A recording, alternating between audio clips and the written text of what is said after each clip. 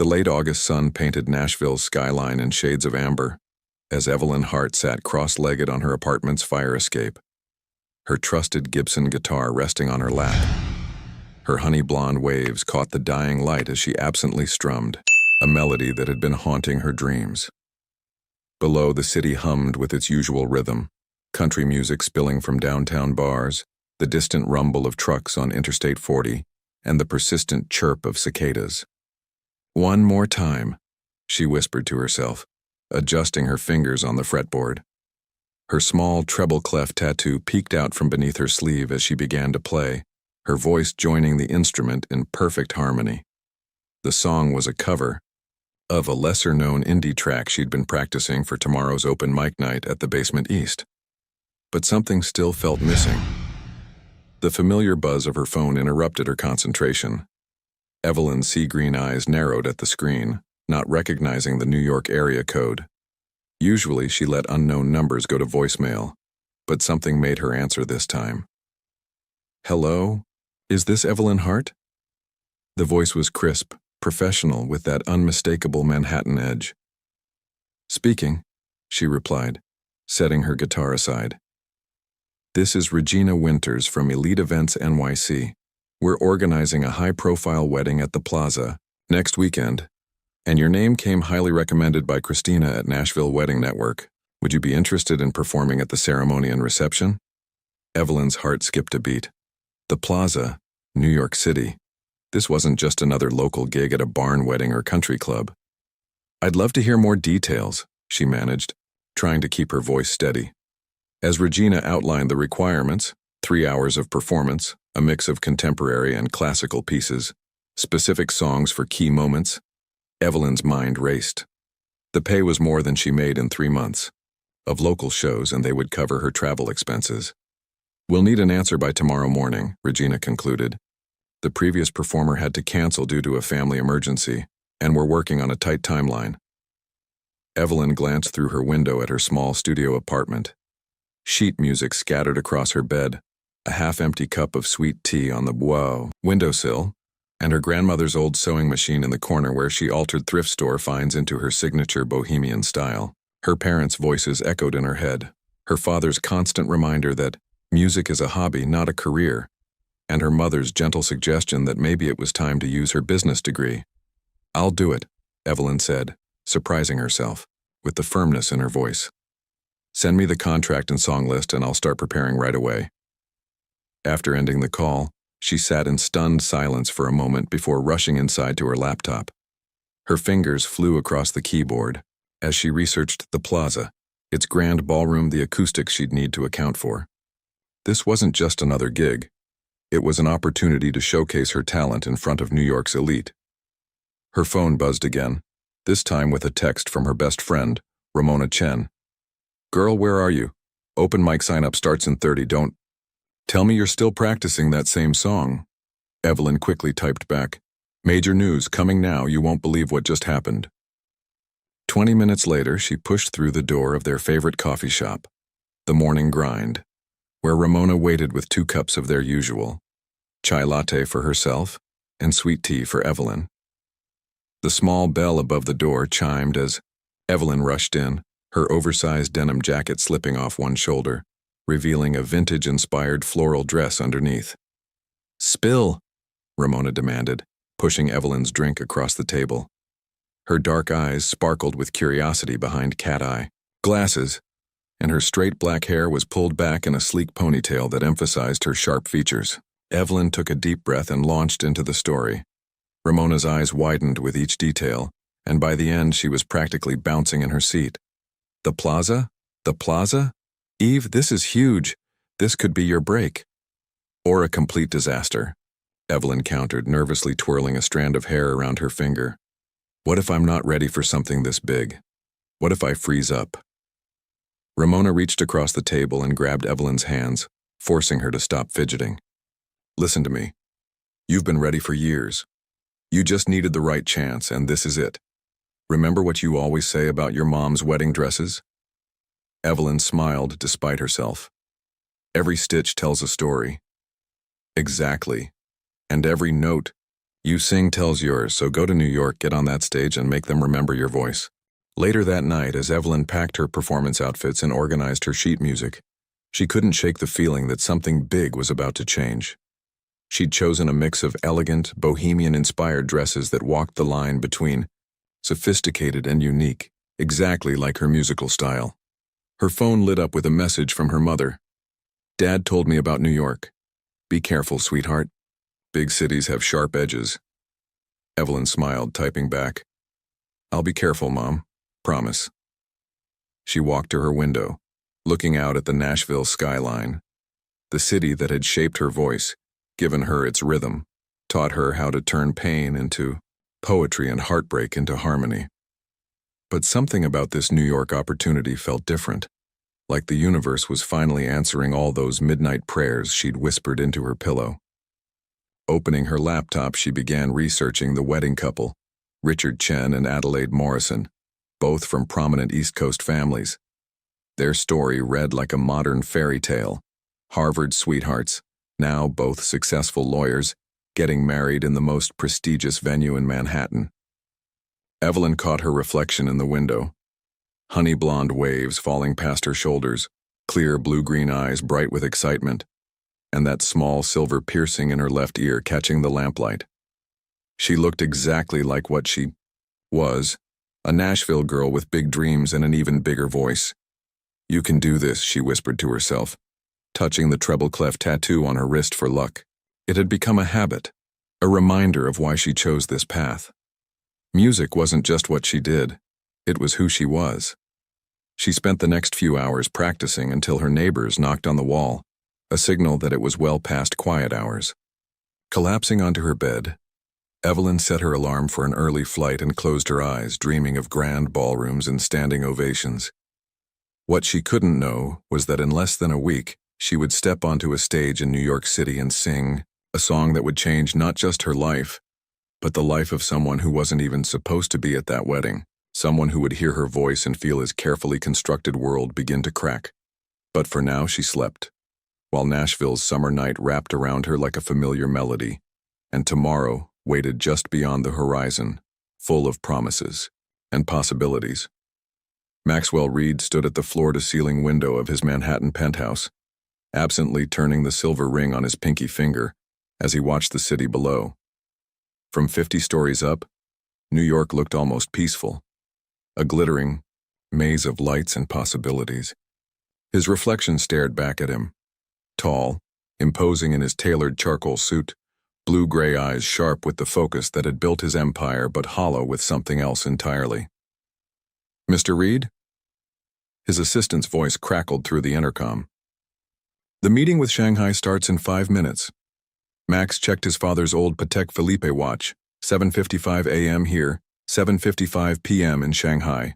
Another day of international deals, another series of numbers that meant everything and nothing." "Coming," he replied, adjusting his tie and grabbing his tablet.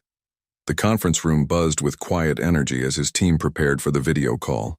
Max settled into his chair at the head of the table, nodding to his CFO, Daniel Reeves, who looked like he hadn't slept in days. "The Chen Morrison wedding is this weekend," Daniel mentioned casually as they waited for Shanghai to connect. "Richard's father is hoping you'll reconsider attending." Max suppressed a sigh. Richard Chen had been 2 years behind him at Harvard, and their families had known each other for generations. But weddings meant small talk, dancing, and inevitable questions about his own romantic status, or lack thereof. "I have plans," Max replied automatically. Daniel raised an eyebrow.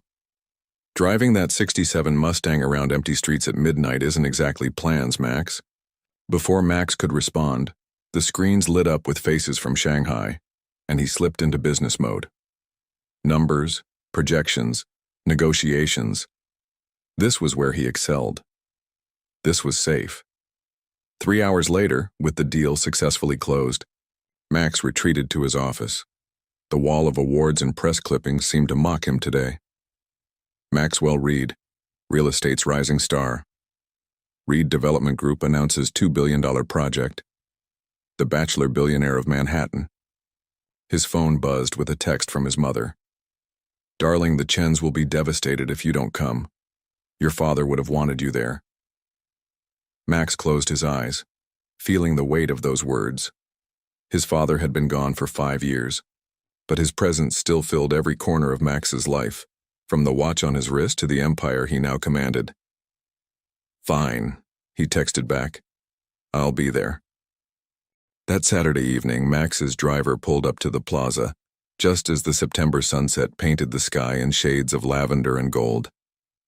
He adjusted his midnight blue Tom Ford suit and stepped out into the cooling air, nodding to familiar faces as he made his way inside. The grandeur of the plaza's ballroom had always left him cold, but tonight something felt different. As he found his seat near the back, perfect for a quick escape later, soft music began to fill the space. A female voice, clear as crystal but warm as honey, wrapped around him like a forgotten memory. Max froze, his hand halfway to his seat. The voice sang a modern song he vaguely recognized, but transformed it into something ancient and new at once. He turned slowly, searching for its source. She stood on the small stage, bathed in soft light. A flowing burgundy dress moved like water around her tall frame, honey-blonde waves catching the light. But it wasn't her beauty that held him. It was the raw authenticity in her voice, the way she seemed to pour her whole soul into each note. Beautiful ceremony, wasn't it? A familiar voice jolted him from his trance. Vivian Blackwell slid into the seat beside him, a vision in emerald silk. Her dark skin glowed under the chandeliers, and her signature perfume announced her presence before she did. Vivian, Max acknowledged, his tone carefully neutral.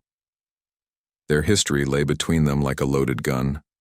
3 years of almost perfect, ending in spectacular disaster when he'd discovered her affair with his then business partner. You haven't returned my calls, she said softly, placing her hand on his arm. I've been thinking about us, about mistakes and second chances. But Max barely heard her. The singer had started another song, something slow and haunting.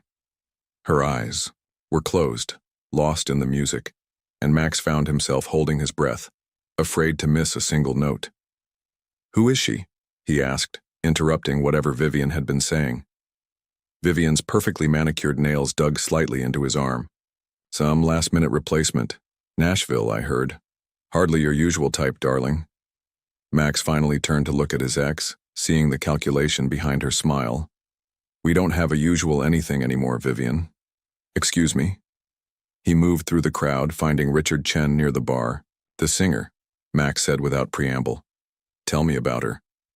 Richard grinned, clearly already celebrating his nuptials. Evelyn something. Hard, I think. Adelaide's planner found her when our original entertainment canceled. Why? Don't tell. Me, the unshakable Maxwell Reed, is actually interested in something besides quarterly reports? Max ignored the jab, his eyes drawn back to the stage. Evelyn Hart. Her name felt right somehow. Real. She was performing an acoustic version of a Florence Plus the Machine song now, her fingers dancing across guitar strings, completely oblivious to the way the entire room seemed to orbit around her. Tunt. You should talk to her, Richard suggested, following Max's gaze. She's here all night. But Max stayed where he was, watching from a distance. He saw how she interacted with the crowd between sets. Genuine smiles, easy grace, none of the artificial polish he was used to. When she laughed at something the wedding planner said, the sound carried across the room like music itself. Later, as the reception wound down, Max found himself lingering. Evelyn was packing up her equipment, her movements unhurried despite the late hour. He wanted to approach her to say, what? That her voice had cracked something open inside him? That for the first time in years, he felt awake? Instead, he did what he did best. He gathered information. A quick conversation with the wedding planner yielded Evelyn's contact details for future events. Within an hour, his assistant had compiled a basic profile. Nashville native, regular performer at local venues, degree in business with a minor in music from Belmont University, no serious relationships on record. As his driver took him home, Through the quiet city streets, Max held a business card between his fingers, turning it like he usually turned his ring. Simple cream cardstock, elegant font. Evelyn Hart, vocalist and guitarist. He hadn't spoken to her, hadn't even let her see him watching. But as he stood in his empty penthouse, Manhattan glittering beyond his windows, Max knew with absolute certainty that he would hear that voice again. What he didn't know was how completely Evelyn Hart would shatter every wall he'd built, every rule he lived by. How she would take his carefully ordered world and turn it into something wild and real and terrifying. But that was tomorrow's problem.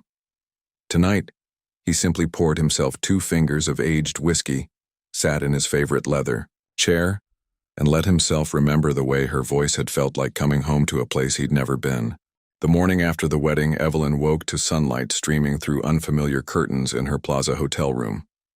Her phone buzzed with congratulatory messages from Ramona and deposits from the wedding planner. Success tasted sweet, but something felt unfinished, like a song missing its final chord. She ordered room service, and her first ever, and took her time getting ready for the flight home. As she packed her guitar, a knock at the door made her pause. A hotel employee stood holding a massive arrangement of white peonies and blue hydrangeas. "Miss Hart?" He handed her an envelope with the flowers. The card inside read in elegant script, "Your voice awakened something. Dinner tonight? Maxwell Reed," followed by a phone number.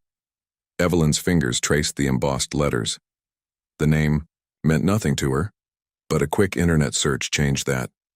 Maxwell Reed's face filled her screen, the handsome CEO of Reed Development Group, one of New York's most eligible bachelors, and apparently someone who had been at last night's wedding. She sat on the edge of the bed, flowers forgotten. Her flight home wasn't until tomorrow morning. The wedding planner had insisted on booking an extra night, just in case. Now it felt like more than coincidence. Her phone buzzed again, this time with a text from an unknown number. "I hope the flowers arrived safely. I promise this isn't as presumptuous as it seems. Max." Evelyn smiled despite herself. The gesture was absolutely presumptuous, but something about the admission made it charming rather than arrogant. She typed back, "The flowers are beautiful, but I have a strict policy against mixing business with pleasure." His response came quickly. "What if I promise this is purely about pleasure?" Heat crept up her neck. Before she could respond, another message appeared. "That came out wrong. I meant I'm not interested in hiring you. I just want to talk about music, and maybe hear you laugh again." Evelyn's heart skipped. He had heard her laugh. Had he been watching her? She should have felt uncomfortable, but instead she felt intrigued. "Just dinner?" she typed. "Just dinner. I know a place that makes sweet tea almost as good as Nashville's." That made her laugh out loud. Impossible. "Let me prove it. 7 p.m.? Evelyn bit her lip, considering. Every practical bone in her body screamed that this was a bad idea. Rich New York executives didn't just want to talk about music with small-town singers, but something in his messages felt genuine, almost vulnerable. 7 p.m., she replied. "But I'm not dressed for anywhere fancy. Wear whatever makes you feel like yourself. That's who I want to meet." Hours later, Evelyn stood in front of her hotel mirror, scrutinizing her choice. A vintage-inspired midnight blue dress that floated when she moved, paired with her favorite ankle boots and denim jacket. Her honey blonde waves fell in their natural pattern, and she'd kept her makeup minimal, just enough to enhance her sea green eyes. At exactly 7 p.m., the hotel house phone rang. Max was waiting in the lobby. She took a deep breath, grabbed her small crossbody bag, and headed downstairs. The elevator seemed to crawl, giving her too much time to second-guess everything from her outfit to her decision to stay in New York an extra night. The doors opened, and she saw him immediately. Maxwell Reed cut an impressive figure in dark jeans and a charcoal cashmere sweater that somehow looked more expensive than most suits. His blue-gray eyes found her instantly, and something flickered across his face. Surprise, appreciation, and something deeper she couldn't name. "Evelyn," he said, stepping forward. His voice was rich and warm, with none of the sharp Manhattan edges she'd expected. "Thank you for saying yes." Up close, she noticed things the internet hadn't shown: the slight curl in his light brown hair, the way one corner of his mouth lifted higher than the other when he smiled, the subtle scent of his cologne that made her want to lean closer. "Thank you for asking," she replied, proud of how steady her voice sounded. "Though I'm still skeptical about this supposed sweet tea." He laughed, and the sound transformed his whole face. "Low expectations are the key to happiness. Shall we?" Instead of the expected town car, a classic Mustang waited at the curb. "Is this yours?" Evelyn asked, running her hand along the pristine midnight blue paint. "My escape vehicle," he said, opening the passenger door. "When spreadsheets and shareholders become too much." The car purred to life, and Max navigated through Manhattan's evening traffic with confident ease. They ended up in the West Village at a small restaurant housed in a converted brownstone. Twinkling lights draped the intimate courtyard, and soft jazz drifted through the open windows. "This is not what I expected," Evelyn admitted as they were led to a corner table.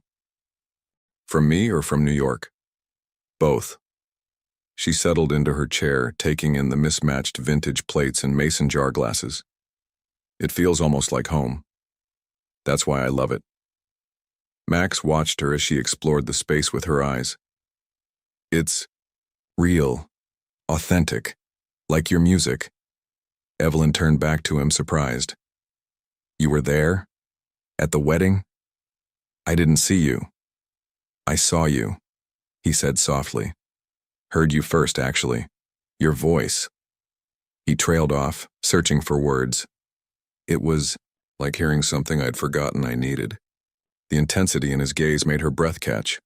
No one had ever described her music quite like that. Their server arrived with 2 glasses of sweet tea, breaking the moment. Evelyn took a sip and her eyes widened. "Okay, this is actually good. Not Nashville good, but I'll take that as a win," Max smiled. "Now tell me about the song you opened with, the one about streets and memories." They fell into an easy conversation about music, about how she arranged covers to make them her own, about the way certain songs could capture feelings better than words alone. Max listened with genuine interest, asking questions that showed he'd been paying real attention to her performance. "Your turn," she said as their entrees arrived. "Tell me about your escape vehicle out there. Why that car?" Something shifted in his expression. "It was my father's. He taught me to drive in it, taught me about business in it, said some conversations needed movement to flow properly." He turned the ring on his pinky finger. A nervous habit, she realized. He died 5 years ago. Evelyn reached across the table without thinking, touching his hand lightly. "I'm sorry, it sounds like he was a wonderful teacher." Max stared at their hands for a moment before meeting her eyes. "He was. But enough about the past. Tell me about your dreams, Evelyn Hart. What does success look like in your world?" "Authenticity," she answered without hesitation. "Being able to make music that matters, that connects, without losing myself in the process. I've seen too many talented people become products, and I'd rather play in bars forever than let that happen, even if someone offered you everything. Studios, tours, promotion. Especially then." She leaned back, studying him. "What about you? What does Maxwell Reed dream about when spreadsheets and shareholders become too much?" He was quiet for a long moment, and she wondered if she'd pushed too far. But then he spoke, his voice low and honest. "Something real. All my life I've been surrounded by people who want something from me. My money, my influence, my name. Sometimes I drive around the city at night just to feel like myself again. Not someone's investment or opportunity." The vulnerability in his admission touched something in Evelyn. She recognized the loneliness behind his words, the same kind that sometimes crept into her lyrics late at night. "Play something for me," he said suddenly. "Not tonight, but soon. Something that's just yours, not a cover. I want to hear your truth." The way he said it, like a confession rather than a demand, made her heart race. "Only if you promise to really listen." "Evelyn," he said, reaching for her hand. This, Corsiamer, I haven't stopped listening since I first heard your voice. The rest of dinner passed in a blur of comfortable conversation and lingering looks. When Max finally drove her back to the plaza, the night felt both endless and too short. Thank you for saying yes, he said again, walking her to the lobby. Thank you for asking. She hesitated, then added, and for proving me wrong about the tea. His smile was soft in the dim light. Have breakfast with me tomorrow before your flight? She should have said no, should have kept this perfect evening as just that, one perfect evening. But something about Maxwell Reed made her want to break her own rules. Yes, she said simply. As she lay in bed later, Evelyn hummed a new melody, something about late-night drives and unexpected connections. For the first time in years, a song was writing itself, pulled from her heart by blue-gray eyes and honest words. What she didn't know was that 20 blocks away, Maxwell Reed sat in his penthouse holding a glass of whiskey and watching the city lights, unable to stop thinking about the way her eyes lit up when she talked about music, or how her hand had felt in his. Neither of them knew that this was just the beginning, that their carefully constructed worlds were about to collide in ways that would change everything. But maybe, just maybe, they both felt it. The first notes of something extraordinary, beginning to play. The morning light streamed through the floor-to-ceiling windows of the plaza's palm court, casting delicate shadows across the white tablecloth where Evelyn sat waiting. She'd chosen a simple sundress with a denim jacket, her honey blonde hair loose around her shoulders. Her flight home wasn't until afternoon, and something about last night made her want to stretch these New York moments as long as possible. Her phone buzzed with a text from Ramona. Tell me everything. Google says he's worth billions with a B. Evelyn smiled, typing back, He's different than I expected, more real. Real billionaires are still billionaires, Ramona responded. Be careful with your heart, songbird. Before Evelyn could reply, a familiar cologne announced Max's presence. She looked up to find him in a perfectly tailored gray suit, looking every bit the powerful CEO, except for the warmth in his eyes when they met hers. Good morning, he said, taking the seat across from her. I hope you slept well? Better than I should have, considering I leave today. She watched as he loosened his tie slightly. Early meeting? Board presentation at 9. But this was more important. The simple honesty in his voice made her chest tight. A server appeared with coffee and fresh pastries. Max ordered an espresso. Evelyn chose English breakfast tea, and for a moment they sat in comfortable silence. I wrote something last night, Evelyn admitted, running her finger along the rim of her teacup. After dinner. Max's eyes lit up. Will you share it? Maybe, someday, when it's ready. She smiled. Art can't be rushed, Mr. Reed. Max, he corrected gently. Please. Mr. Reed was my father. Something about the way he said it made Evelyn lean forward. Tell me about him? The real version, not the business magazine's version. Max was quiet for a moment, turning his father's ring on his pinky finger. He was complicated, brilliant at business, less brilliant at family, but he tried. That Mustang, he bought it the day I was born, said he'd teach me to drive it when I was ready. And he did. Took me to empty parking. Lots at dawn, taught me about torque and timing and how to feel the engine's rhythm. Like music, Evelyn said softly. Exactly like music. Max smiled. Maybe that's why your voice caught me the way it did. It had that same authenticity, that same raw truth. Their eyes met across the table, and Evelyn felt that now familiar spark of connection. But before she could respond, a smooth voice cut through the moment. Maxwell. What a delightful surprise. Vivian Blackwell approached their table like a runway model, every movement calculated for maximum effect. Her fitted red dress and sky-high heels screamed power, and her dark skin glowed with expensive skincare. But it was the predatory gleam in her eyes that made Evelyn sit straighter. Vivian. Max's voice had cooled several degrees. I wasn't expecting to see you here. Clearly, Vivian's perfect smile didn't reach her eyes as she turned to Evelyn. We weren't properly introduced. At the wedding, I'm Vivian Blackwell. Maxwell and I go way back. The emphasis on way back wasn't subtle. Evelyn felt the shift in the air, the weight of history and unspoken words. Evelyn Hart, she replied simply, refusing to be intimidated. Lovely to meet you. Hart? Oh yes, the singer. Vivian's laugh was like crystal breaking. How quaint. Maxwell always did have an appreciation for local talent. Max's jaw tightened. Vivian, we're in the middle of breakfast. Of course, darling, don't let me interrupt. Vivian touched Max's shoulder, letting her hand linger. We should catch up soon. Properly. Like old times.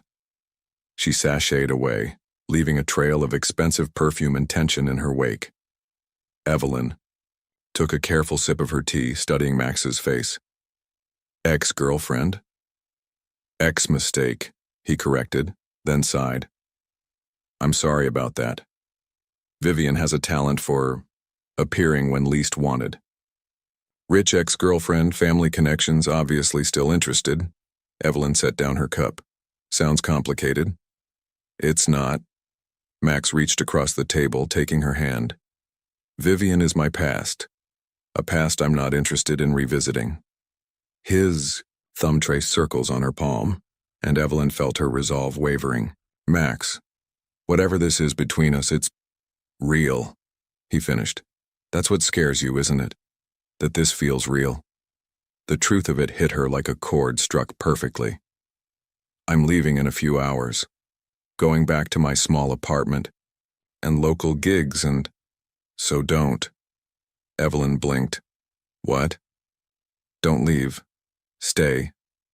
Let me show you my New York. Let me hear more of your music. Give this, us, a chance to be whatever it's becoming. His blue-gray eyes held such earnest hope that Evelyn felt her heart stutter. I can't just... Why not? Max squeezed her hand gently. What's waiting in Nashville, that can't wait. A few more days? Images flashed through her mind. Her tiny apartment, the familiar stages, the comfort of routine. But none of it felt as alive as this moment, as real as his hand holding hers. 3 days, she heard herself say. I'll stay 3 more days. Max's smile was like sunrise. 3 days to convince you that this is worth exploring? 3 days to see if this magic survives daylight, she countered, but she was smiling. 2. Neither of them noticed Vivian watching from across the room, her perfectly manicured nails tapping against her phone as she typed a message. Neither saw the calculated fury in her eyes, or the way she smiled when the response came through. The morning light continued to dance across their table, casting patterns like musical notes on the white tablecloth. Evelyn thought about the song she'd written last night, about unexpected connections and taking chances. Maybe it was ready after all. My guitar's still in my room, she said softly. If you have time before your meeting. Max checked his watch, then pressed a button on his phone. Daniel? Move the board meeting to tomorrow morning, something more important came up. The look he gave her made Evelyn's heart race. This was crazy, impulsive, potentially disastrous. But as she led him to the elevator, her guitar case in one hand and his warm grip on the other, she couldn't bring herself to care. 3 days. 3 days to explore this connection, to see if the spark could become a flame. 3 days before reality came crashing back. But first, she had a song to share, and he had promised to really listen. What neither of them knew was that 3 days would change everything. That the song Evelyn was about to play would become the soundtrack to a love story neither of them saw coming. And that somewhere in Manhattan, Vivian Blackwell was already setting plans in motion that would test every note of their newfound harmony. The morning sun filled Evelyn's hotel room as she sat cross-legged on the bed, her Gibson guitar cradled in her lap. Max had settled into a plush armchair nearby, his suit jacket discarded, tie loosened, looking less like a CEO and more like a man ready to hear a secret. It's not finished, she warned, fingers hovering over the strings. And it's personal. Those are the best kind, Max said softly. Play it for me, Evelyn. She took a deep breath and began to play. The melody started gentle, like questions whispered in the dark, then built slowly into something more urgent. When she started singing, her voice carried all the vulnerability and hope of the previous night. Strangers' eyes in candlelight, speaking truths we dare not write. Fast cars and slow songs, teaching me where I belong. The chorus swelled with emotion, and Evelyn let herself get lost in it, forgetting to be nervous, forgetting everything except the music and the way it felt to create something real. Some things can't wait for morning. Some hearts break their own warning. 3 days or forever, which one will we remember? When the last note faded, silence filled the room. Evelyn kept her eyes on her guitar, afraid to look up, afraid to see indifference or worse, pity in Max's eyes. Evelyn. His voice was rough with emotion. Look at me. She raised her eyes to find him leaning forward, his expression intense. That was... He shook his head, searching for words. I've never heard anything so honest. It's just a rough draft, she started.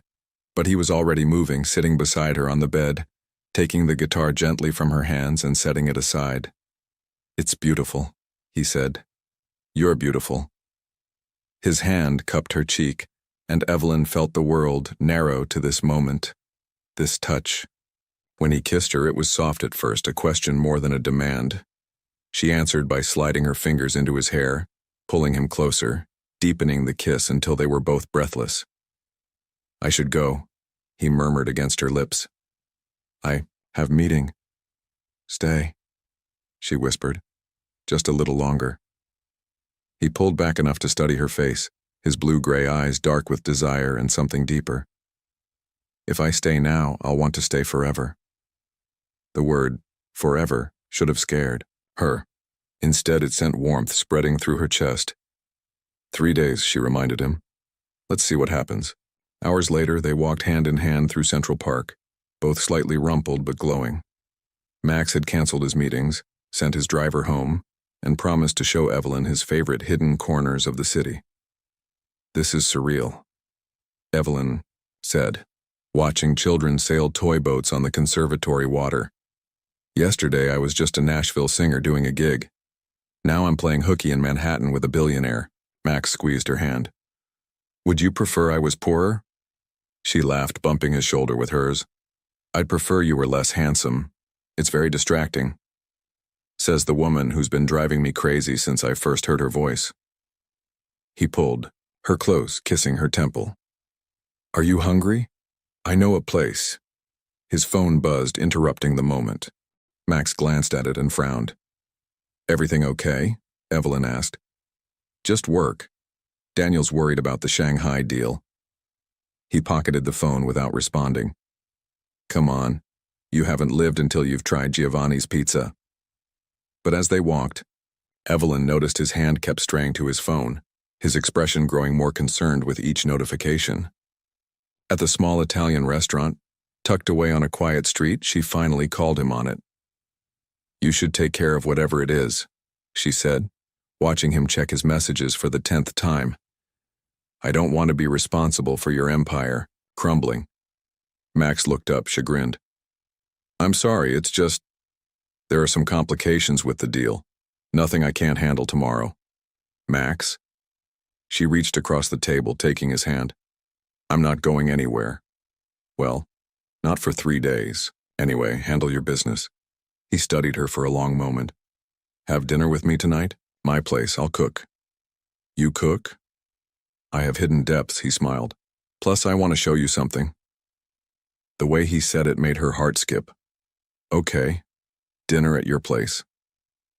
They parted with a kiss that promised more, and Evelyn spent the afternoon exploring the city on her own. She wrote lyrics in Washington Square Park, called Ramona to gush about the morning, and tried not to think about how quickly she was falling for a man she barely knew. At 7, Max's driver picked her up in the Mustang. a detail that made her smile. The drive to his penthouse felt both too long and too short. When the elevator opened directly into his apartment, Evelyn's breath caught. Floor to ceiling. Windows offered a stunning view of Manhattan at sunset. The space was modern but warm, with leather and wood and subtle touches of comfort among the luxury. But what drew her eye was the grand piano in the corner, its black surface gleaming in the dying light. "You play?" she asked, running her fingers along the keys. "Used to," Mother insisted on lessons. Max appeared behind her, changed from his suit into dark jeans and a soft gray sweater that made her want to touch him. "I'm out of practice, but something tells me you could make it sing." Before she could respond, her phone chimed with a text. The number was unknown, but the message was clear. "Enjoying your fairy tale? Ask him about the night his father died. Ask him what really happened to his last business partner. Some princes aren't what they seem. A friend?" Evelyn stared at the screen, feeling ice spread through her veins. Max's arm slipped around her waist from behind, his lips finding her neck. "Everything okay?" She closed the message, forcing a smile as she turned in his arms. "Perfect. Now you promise me dinner." But as they moved to the kitchen, the text haunted her. Who had sent it? Vivian seemed the obvious choice, but the warning felt too specific, too pointed to be mere jealousy. Max opened wine, started preparing something that smelled amazing, and told her stories about learning to cook from his housekeeper as a child. He was charming, attentive, seemingly perfect. But now questions nagged at her. What didn't she know about Maxwell Reed? What secrets lay behind his carefully constructed world? "Hey." His voice pulled her from her thoughts. "Where'd you go just now?" Evelyn looked at him, this man who had upended her life in less than 2 days, and made a decision. "Tell me about your father," she said softly. "About the night he died." Max went very still, his hand tightening on his wine glass. "Why?" "Because I want to know you," she said, which was true enough. The real you, not the public version. He was quiet for so long she thought he wouldn't answer. Then he moved to the windows, staring out at his city. "It was my fault," he said. "Finally. We had fought that night, about the company, about my plans to expand into Asia.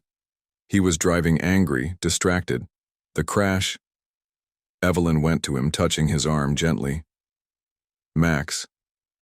The police said he must have fallen asleep at the wheel.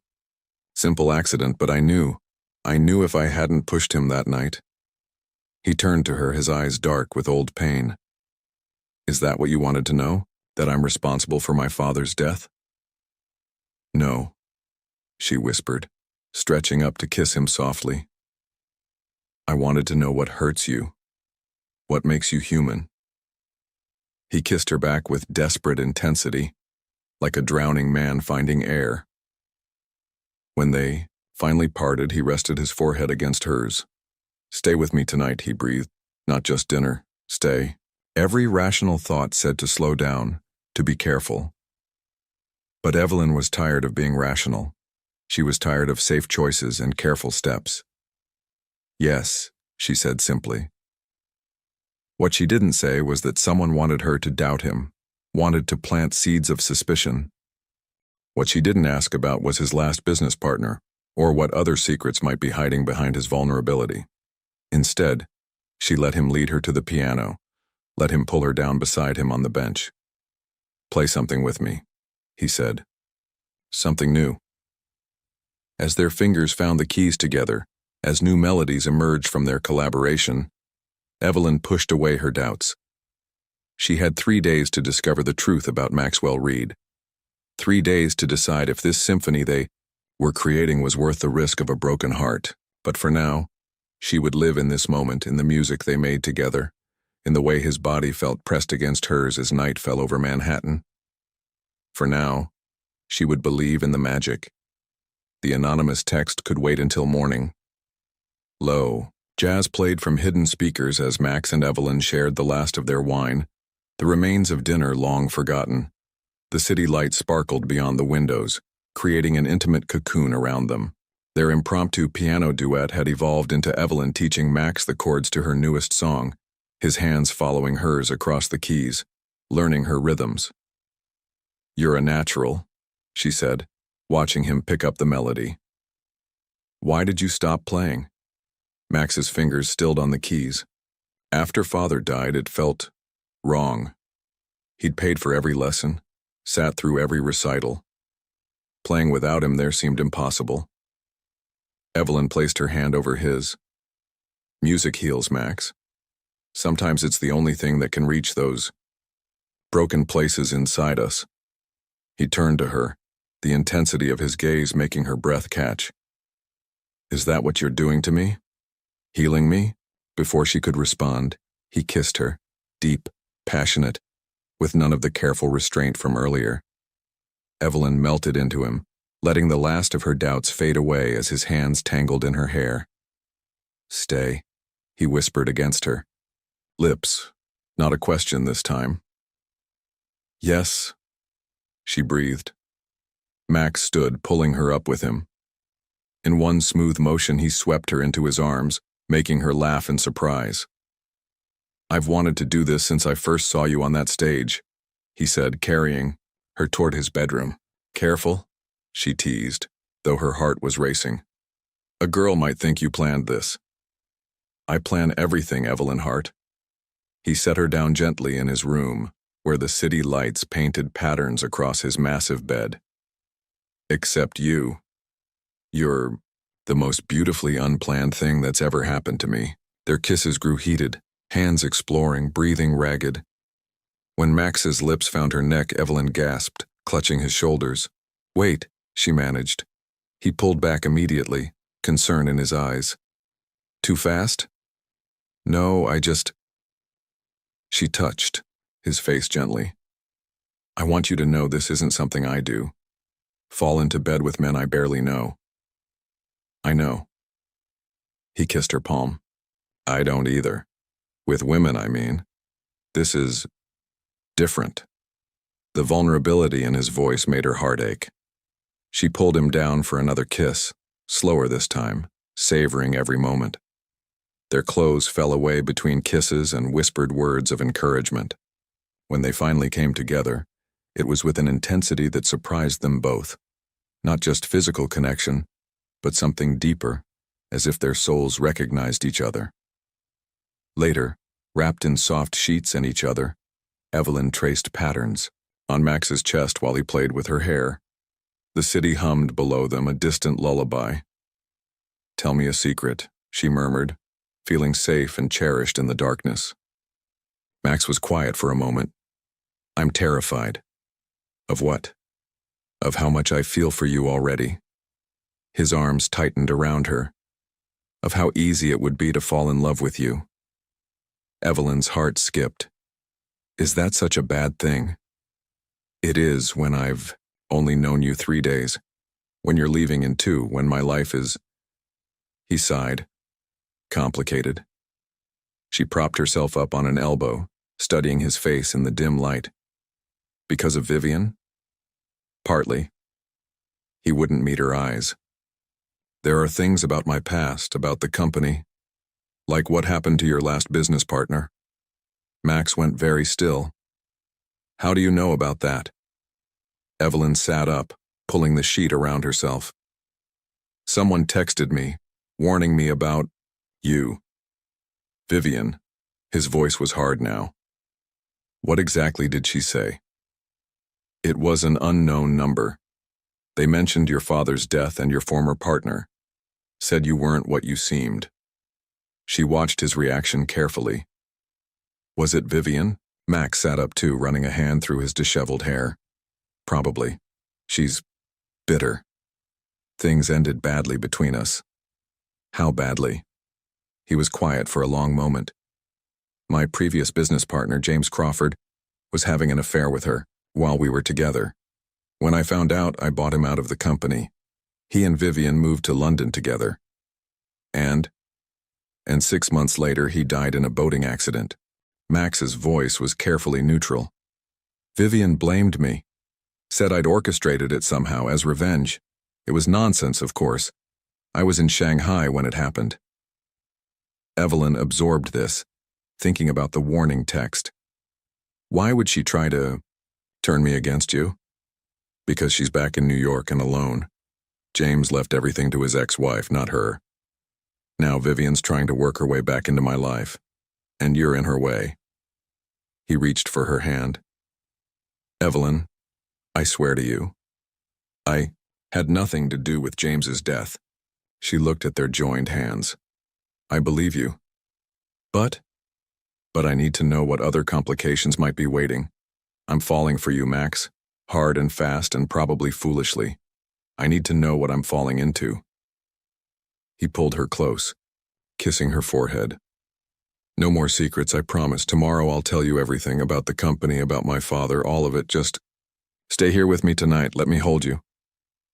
Evelyn melted back into his embrace, letting his warmth chase away her doubts. Soon, his breathing evened out in sleep, but she lay awake, thinking. Her phone lit up on the bedside table. Another text. From the unknown number. Ask him about the offshore accounts. Ask him why the Shanghai deal is really falling apart. Time's running out, little songbird. Evelyn turned off her phone, curling closer to Max. But sleep was long in coming, and when it did, her dreams were troubled by shadowy figures and unfinished melodies. Across town, in a luxurious apartment overlooking Central Park, Vivian Blackwell sat at her desk, a glass of wine in hand. On her computer screen, financial records from Reed Development Group glowed with damning evidence. Next to them, a photo showed a younger Max shaking hands with a Chinese businessman, both smiling for cameras. "Oh, Maxwell," she murmured, touching the screen. "You should have chosen me. Now your little singer will have to learn the hard way what happens to people who trust you." She picked up her phone, composing another text, but before she could send it, a new email caught her eye. The Kano subject line made her smile. Shanghai deal, final proof. In his bed, Max slept on, unaware of the storm's gathering. His arms tightened around Evelyn unconsciously, as if trying to protect her from what was coming. But some notes, once played, can't be unheard. Some truths, once revealed, can't be buried again. And sometimes, the greatest love stories are born in the spaces between truth and lies, in the moments when we choose to believe in someone despite all evidence suggesting we shouldn't. As dawn approached, Evelyn finally drifted off, Max's heartbeat steady against her cheek. In her last conscious thought, she wondered if 3 days would be enough time to learn the truth about Maxwell Reed, and if she was strong enough to handle whatever that truth might be. Evelyn woke to sunlight streaming through floor-to-ceiling windows and the smell of fresh coffee. For a moment, she lay still in Max's enormous bed, taking in the view of Manhattan spread out before her like a dream. The sheets were soft against her skin, carrying the lingering scent of his cologne. Her phone showed 3 missed calls from Ramona and another text from the unknown number, but before she could check either, Max appeared in the doorway.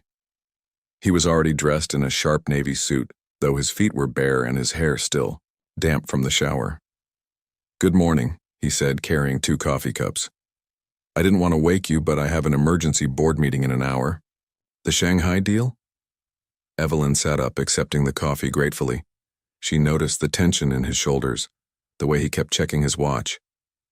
Among other things, he sat on the edge of the bed, watching her with an intensity that made her heart race. "Last night was amazing," she finished, reaching for his hand. "Complicated but amazing." His smile was tender as he brought her hand to his lips. "Stay here today. Work on your music. Use the piano. I'll try to wrap up early and take you somewhere special tonight." "Max." She set down her coffee. "We need to talk about those texts. About James and your father and whatever's happening with Shanghai." His expression closed slightly. "I know. Tonight, I promise. I'll tell you everything." He stood, checking his watch again. "I have to go. Daniel's already called twice." "Max." She caught his arm before he could leave. "Whatever it is, whatever's happening, just be honest with me."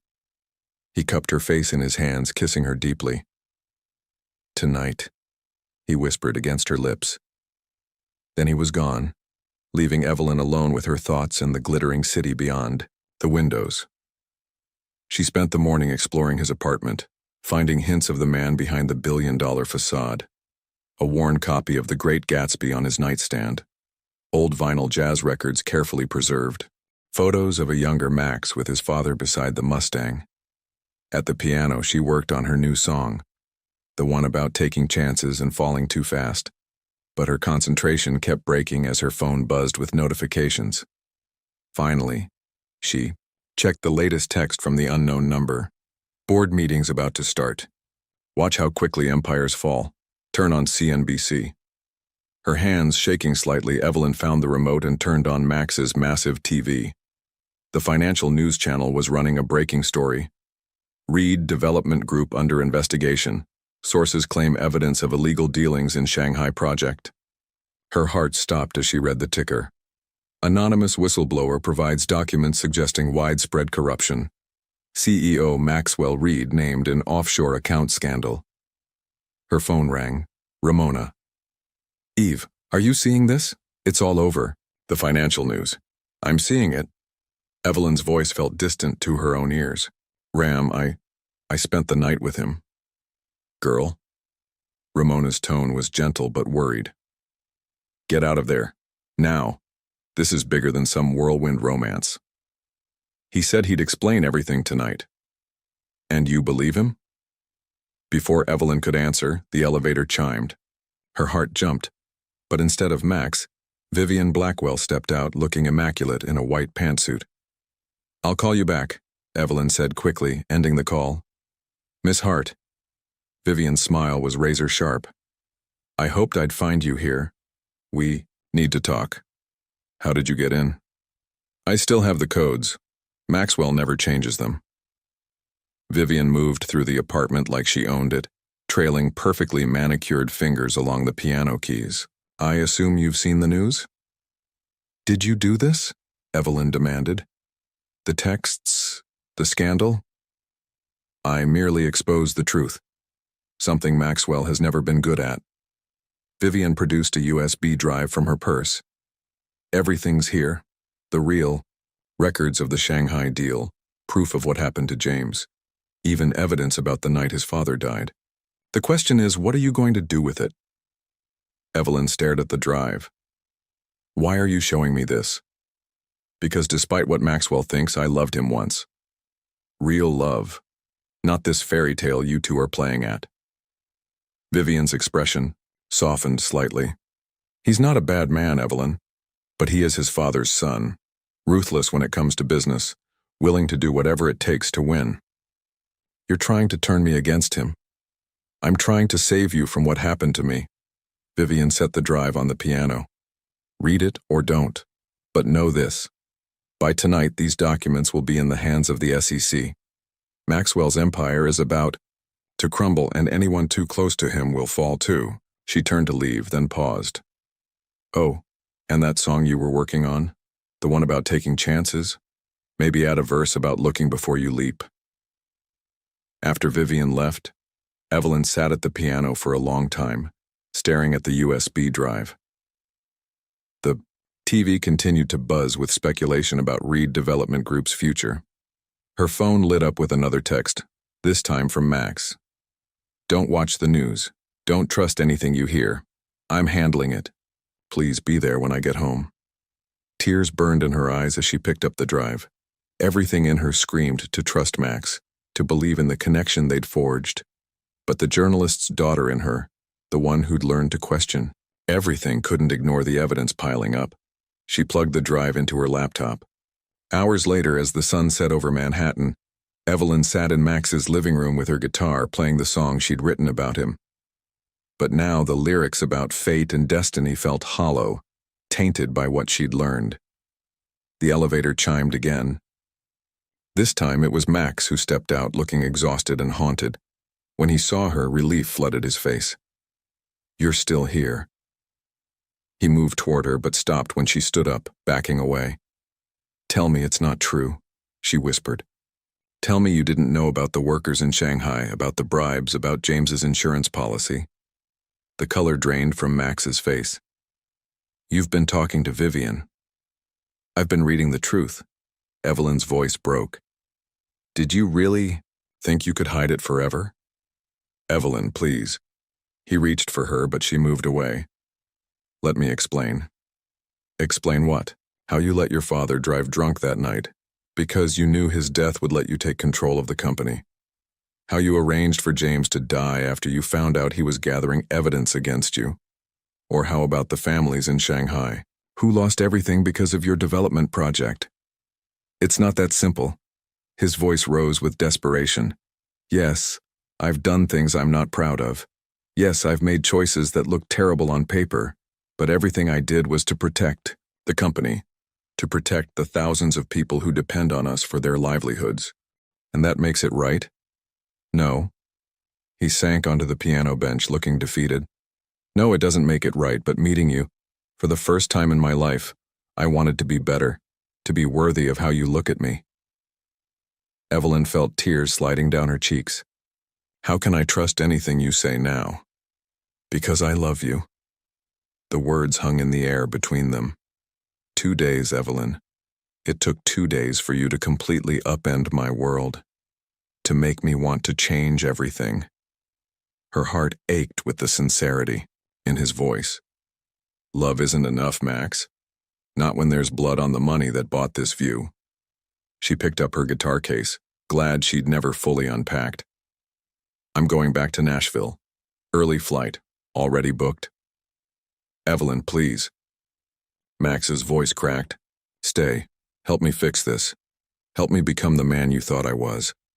She paused at the elevator, looking back at him one last time. In the fading light, he looked lost, broken, human. For a moment, she wavered. "Some things can't be fixed with a song," she said softly. "Goodbye, Max." The elevator doors closed on his devastated face. As she descended toward the ground floor, Evelyn hugged her guitar case to her chest and let herself cry. For the fairy tale that wasn't. For the man she'd fallen in love with who turned out to be an illusion, and for the song she'd never finish now. What she didn't know was that upstairs, Max was already making calls, setting things in motion that would either save or destroy everything. And across town, Vivian raised a glass to her computer screen, where an email sat unsent, one that could change everything again. The night spread over Manhattan like a final curtain, while 3 hearts beat out of sync, each wondering if love was worth the price of truth. The Nashville rain drummed against Evelyn's apartment window, matching the hollow rhythm in her chest. A week had passed since she'd fled New York, since she'd left Maxwell Reed standing broken in his penthouse. 7 days of ignoring his calls, his texts, the flowers that kept arriving at her door. Ramona sat cross-legged on Evelyn's bed, scrolling through news articles on her phone. "They're saying he's cooperating with the investigation, turning over documents, naming names. The stock's still falling, but—" "Stop."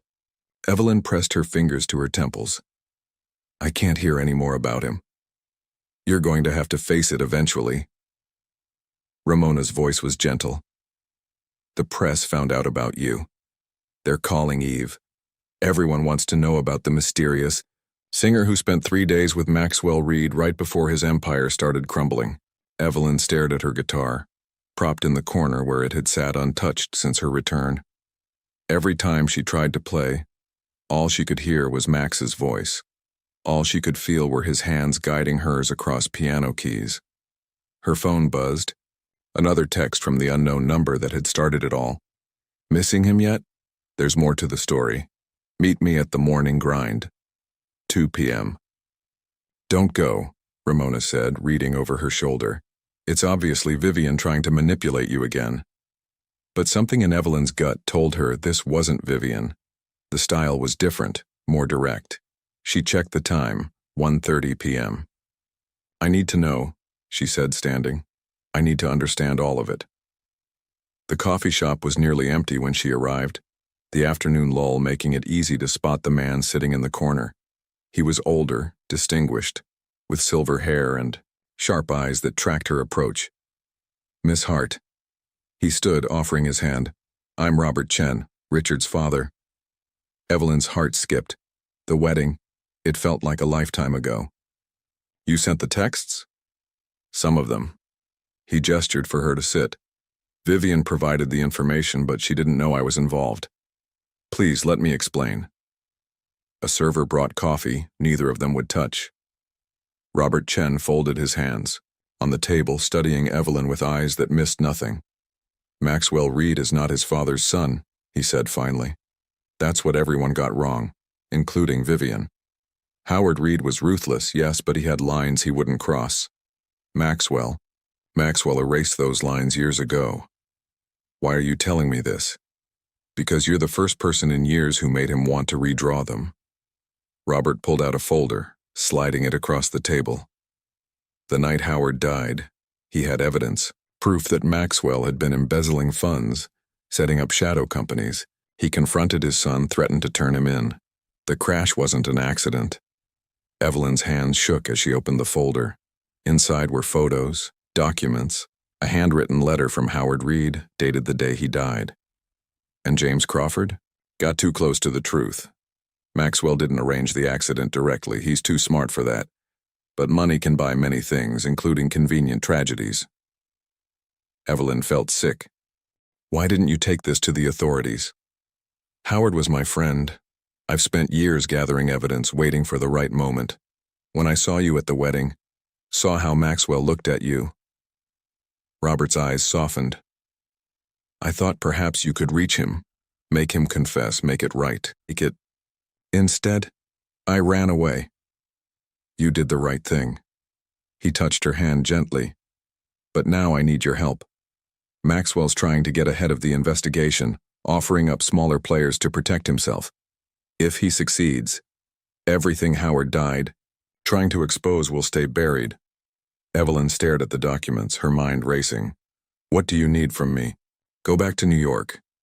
Make him think you believe in him, that you want to help him start fresh. Get him to talk about Howard, about that night. We only need a confession.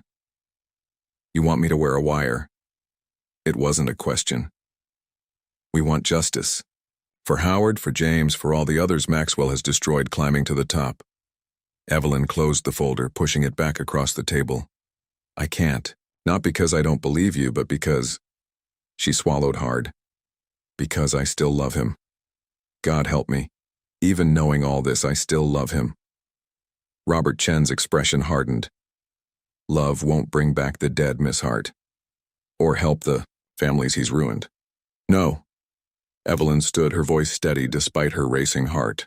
But maybe love is exactly what Maxwell Reed needs to find his way back to the lines his father drew. She left the coffee shop in a daze, the rain having stopped to leave everything looking clean and sharp. Her phone showed 3 missed calls, from Max and a text.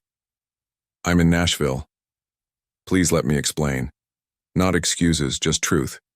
You deserve that much. Before she could respond, another text came through, from Vivian this time. Whatever Robert Chen told you, remember he has his own agenda. Not everyone seeking revenge wants justice. Some just want to watch empires fall. Evelyn's head spun. Who was telling the truth? Robert Chen with his damning evidence? Vivian with her cryptic warnings? Or Max, who had looked at her with such raw honesty when he said he loved her? She found herself walking to the fire escape of her apartment building, her favorite spot to think. The city spread out below her, so different from Manhattan's glittering heights, but just as full of stories, of secrets, of people trying to find their way through the dark. Her phone buzzed one final time. Max again.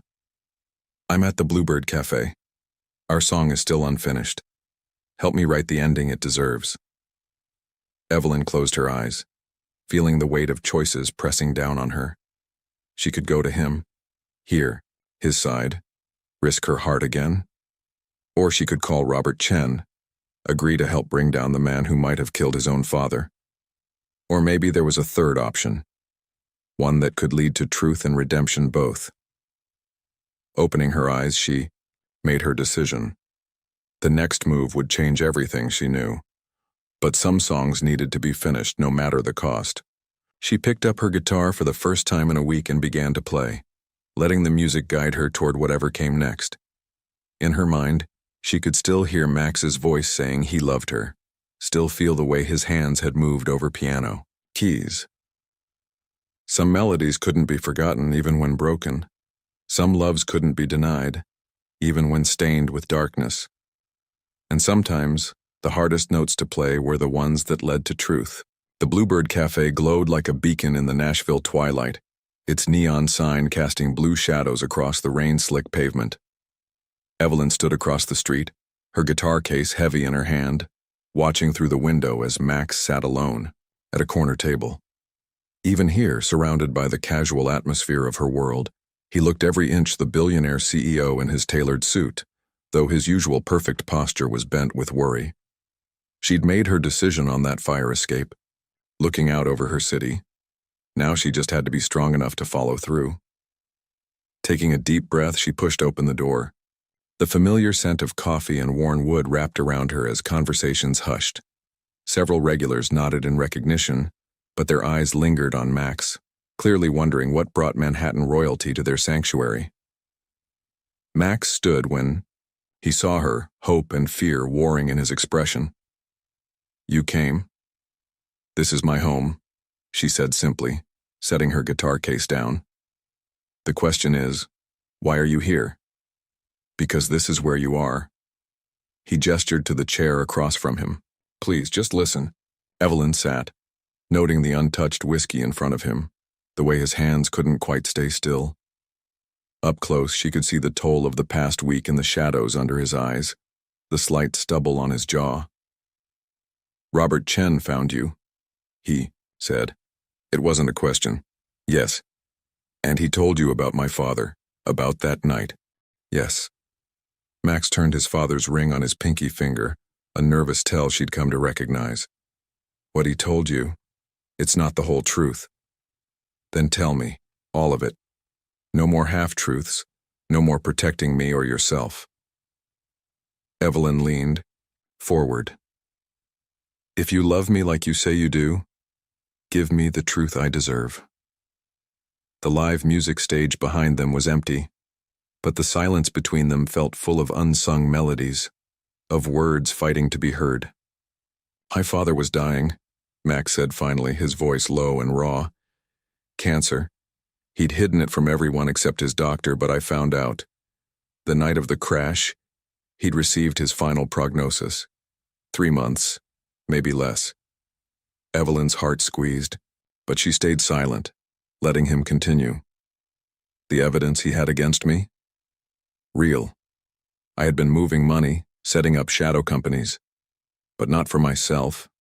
For him. Experimental treatments in Switzerland, research programs he'd wanted to fund anonymously. He found out and was furious not because of the illegality, but because I'd discovered his secret." "The crash?" Max's hands trembled slightly. "He was driving to confront me, yes. But he was also driving to his lawyer to change his will. To protect me from what he saw as my own reckless attempts to save him. The accident." His voice broke. "The accident was just that. An accident. But I let everyone believe I was responsible because the truth felt worse somehow. My father died, trying to save me from myself." Evelyn reached across the table, taking his shaking hands in hers. "And James Crawford?" "Vivian was working with him from the start. They thought they could force me out, take control of the company. When James died..." Max met her eyes steadily. "I didn't arrange it. But I didn't stop it either. Vivian had set something in motion trying to frame me, but it backfired. James was never supposed to be on that boat." "Why didn't you tell me all this before?" "Because I wanted to be the man you thought I was when you first sang for me. Someone worthy of your voice, your heart." He squeezed her hands. "The Shanghai deals, the offshore accounts. Yes, I broke laws. Yes, I crossed lines. But not for greed. Every project funded hospitals, schools, community centers, things my father had always wanted to do but couldn't while answering to shareholders. And now, with the investigation, now I'm telling the truth. All of it. The SEC, the FBI, they have everything. Every document, every transaction, I'm not protecting myself anymore. His blue-gray eyes held hers. I'm trying to protect my father's real legacy, the good we've done alongside the bad. Evelyn absorbed this, thinking of Robert Chen's accusations, of Vivian's warnings. Why should I believe you? Because I love you. Max stood, moving around the table to kneel beside her chair.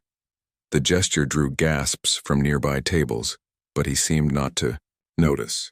Because you make me want to be the man my father always hoped I'd become. Because your voice woke up something in me I thought had died with him. He pulled a folded paper from his jacket. This is my confession. Everything I just told you. Everything I've done, I'm turning it in tomorrow morning. He pressed it into her hands. Read it. If you still walk away, I'll understand. But if there's any part of you that still believes in us. Evelyn stared at the paper, then at the man kneeling before her.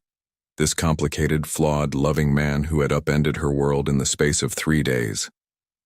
Stand up, she whispered. He did, uncertainty in his eyes. Evelyn stood too, taking his face in her hands. I need you to understand something. I fell in love with you. Not your money, not your power, just you. The man who drives his father's car to feel close to him. The man who remembered how I take my tea. The man who listens to music like it's telling him secrets.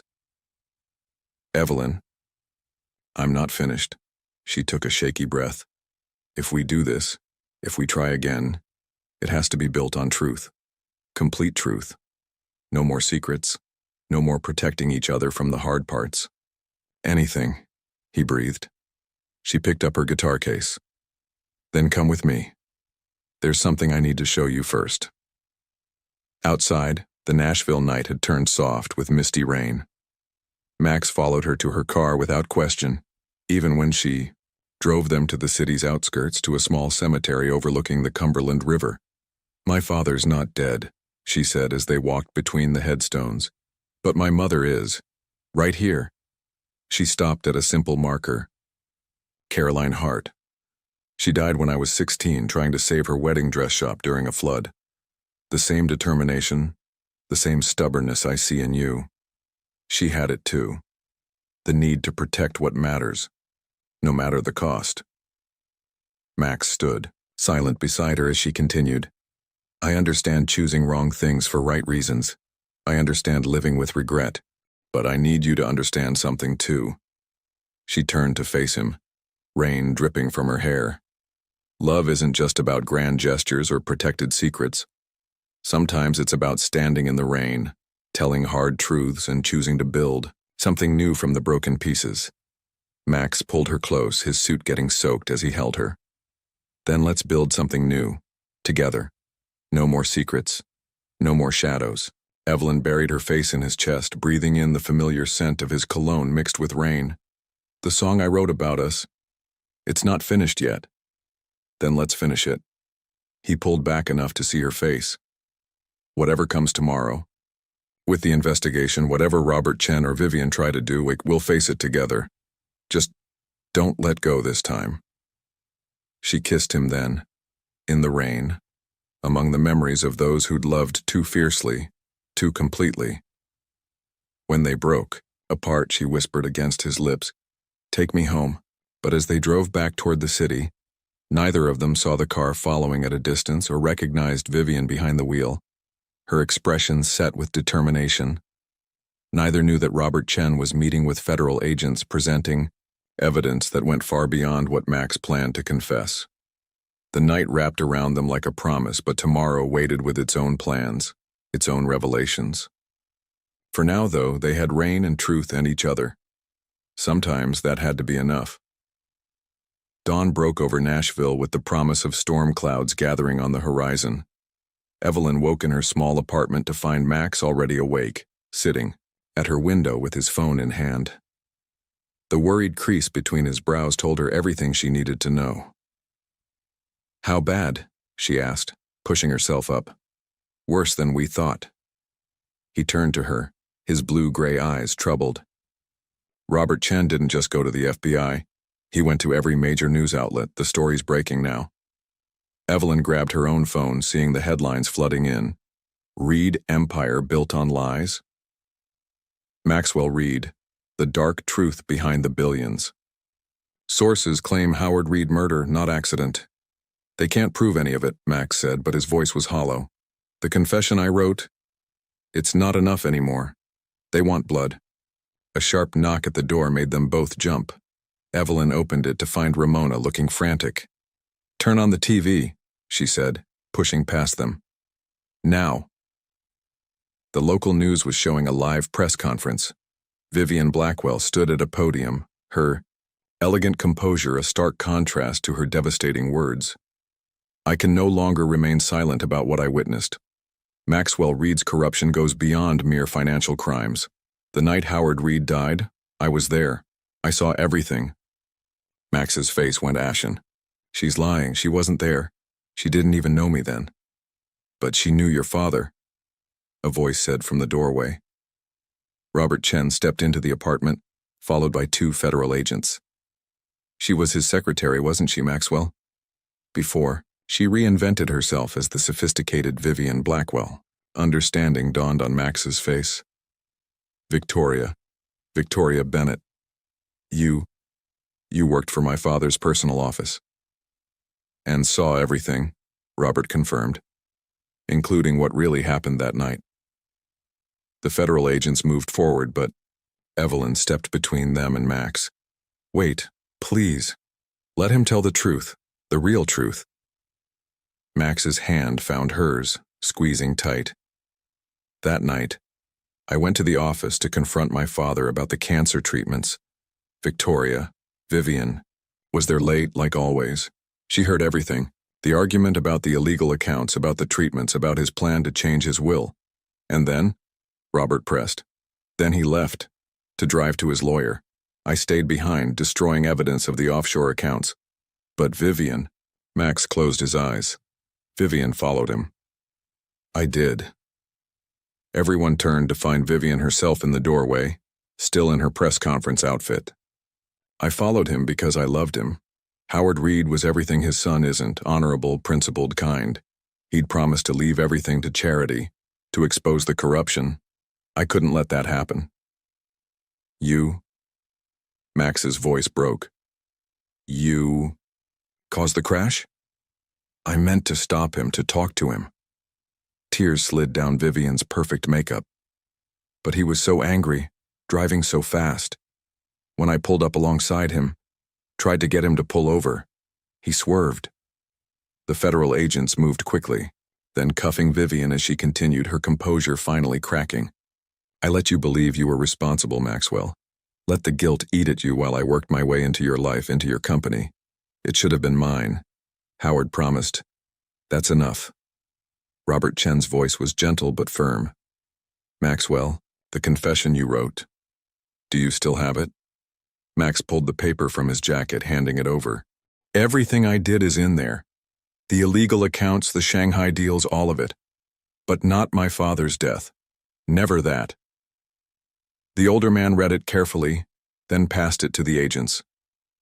This matches our investigation. Full cooperation. Voluntary disclosure. And now, with Miss Blackwell's confession. Thunder rolled outside as the agents led Vivian away. She stopped at the door, looking back at Max with something like regret. I really did love your father. And part of me loved you, too, for being so much like him in the end. After she was gone, Robert Chen turned to Max. The charges will be serious, but with your cooperation and confession, well, let's just say prison time isn't inevitable. Community service, restitution, a complete restructuring of the company. Whatever it takes, Max said firmly. I want to make it right, all of it. Even if it means losing everything? Not everything. Max turned to Evelyn, who hadn't left his side through any of it. Some things are worth more than empires. The storm finally broke outside, rain lashing against the windows. Robert Chen left with the remaining agent, promising to have his lawyers contact Max's team.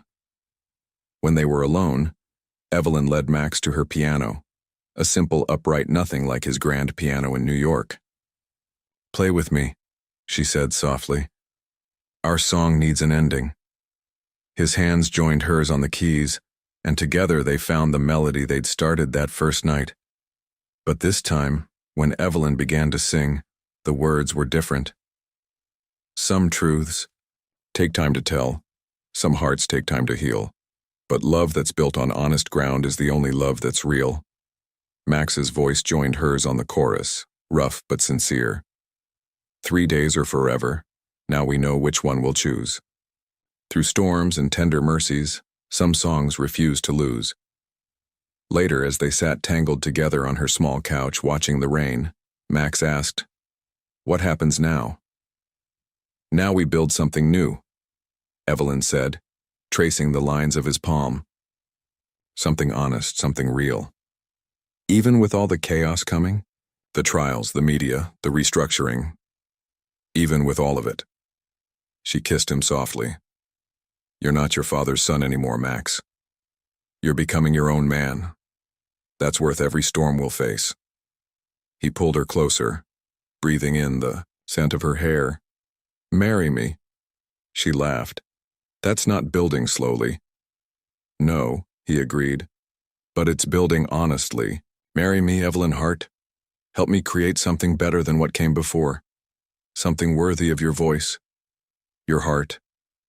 Outside, the storm began to ease, sunlight breaking through the clouds. Evelyn thought about fairy tales and reality, about complicated men and redemption, about love that survives truth and darkness to emerge stronger. "Yes," she whispered against his lips. "But on one condition." "Anything." "We get married here, in Nashville. Small, simple, real. Like our song. Like our love." The future wasn't certain. There would be trials and headlines, restructuring, and restitution. The Reed empire would change, transform into something new. But as Max and Evelyn sat in her small apartment, planning a future built on truth rather than power, they knew they'd found something rarer than success, more valuable than billions. They'd found their own melody, their own truth, their own way to make music in the world. And somewhere, perhaps Howard Reed was smiling, knowing his son had finally learned the most important lesson, that love, honest and true, was worth more than any empire ever built. 1 year later, the Bluebird cafe was packed to capacity, string lights twinkling overhead as Evelyn Reed adjusted her guitar strap. The simple gold band on her left hand caught the light, matching the one on Max's hand as he sat in their usual corner table, his suit jacket discarded, sleeves rolled up, looking more relaxed than anyone who'd known him in his CEO days would have believed possible. "This next song," Evelyn said into the microphone, her honey blonde waves falling loose around her shoulders, "is about second chances and building something real. Some of you might have read about our story in the papers, but this is the true version, the one that matters." In the audience, Ramona sat with her new boyfriend, Daniel Reeves, Max's former CFO, who'd helped restructure the company into the Reed Foundation. Robert Chen was there too, now serving as the foundation's board chairman, his eyes bright with approval as he watched the couple who'd helped bring truth to light. The past year had been a whirlwind of changes. Max had pled guilty to the financial charges, but his full cooperation and Vivian's confession about Howard's death had resulted in a suspended sentence and mandatory community service. The Reed empire had been transformed into a charitable foundation, focusing on healthcare access and community development, finishing the work Howard Reed had wanted to do all along. Evelyn's fingers found the opening chords of their song, the one she'd started writing that first night in New York, the one they'd finished together in the rain. But before she could begin, a small cry from near the stage made her smile. "I think someone wants to join in," she said, nodding to Max. He stood, lifting their 3-month-old daughter from her carrier. Little Caroline Hope Reed, named for, both their mothers had her father's blue-gray eyes and her mother's musical soul. She quieted immediately as Max brought her close to the stage, swaying gently as Evelyn began to sing. The song told their story, all of it. The voice that changed everything. The 3 days that became forever. the storms they'd weathered, and the truth that had set them free. When she reached the new verse they'd written after Caroline's birth, Max's voice joined hers. No longer, rough but practiced from months of late-night duets. From Manhattan lights to Nashville rain, love finds its way through joy and pain. What started with a single song grew into a symphony strong. The audience sat transfixed, many wiping away tears. They'd read about Maxwell Reed's fall from grace, about the singer who'd helped him find redemption. But here was the real story, set to music that spoke of hope and second chances. In the back of the cafe, a frame held the first dollar bill Evelyn had earned performing there. Next to it hung a news article with the headline, "Reed Foundation launches music education program in underserved communities." Below that was a small wedding photo, Max and Evelyn on the banks of the Cumberland River, her in a vintage-inspired dress, him in a suit but no tie, both laughing as Nashville's sunshine blessed their union. As the song ended, little Caroline cooed, reaching for the stage lights. Max pressed a kiss to her curls, remembering a time when he'd thought power and money were all that mattered. Now his world was measured in different ways, in songs and smiles, in quiet mornings and midnight lullabies, in the way his daughter's eyes lit up when she heard her mother's voice. The Reed name meant something different now. Not an empire, built on secrets, but a legacy of truth and transformation. Howard would have been proud. Evelyn stepped down from the stage, taking Caroline from Max's arms. "Ready to head home? I think someone's getting sleepy." "In a minute," Max said, pulling them both close. "I just want to remember this moment." Around them, the cafe buzzed with life and music. Ramona was already planning next month's benefit concert for the foundation's newest initiative. Robert Chen was sharing stories about Howard with some of the regulars, keeping good memories alive while letting the painful ones fade. Outside, the Nashville night was warm and sweet, stars twinkling above the city that had given them a second chance. Their townhouse was just a few blocks away, nothing like Max's Manhattan penthouse, but perfect for the life they'd chosen to build. "What are you thinking?" Evelyn asked as they walked home, Caroline sleeping peacefully in her stroller. Max took his wife's hand, running his thumb over her wedding ring. "That some songs take a lifetime to write." "Good thing we've got time," she smiled, squeezing his hand. Above them, a shooting star streaked across the Tennessee sky. Not as bright as Manhattan's lights, perhaps, but more real, more true. Just like the love that had survived secrets and storms to become something beautiful. Just like the music they'd keep making together, one note at a time, for all the days to come. If you were in Evelyn's shoes, would you believe in Max's transformation and give love a second chance even after discovering all the dark secrets of his past? Or would you follow Robert Chen's advice and help expose the truth, even if it meant destroying the man you fell in love with? Your participation in the channel is very important. Please leave your opinion in the comments. Thank you for watching. If you enjoyed the story, please subscribe to our channel and leave a comment below letting us know what you thought. Your feedback and support mean a lot to us. Stay tuned for more exciting stories.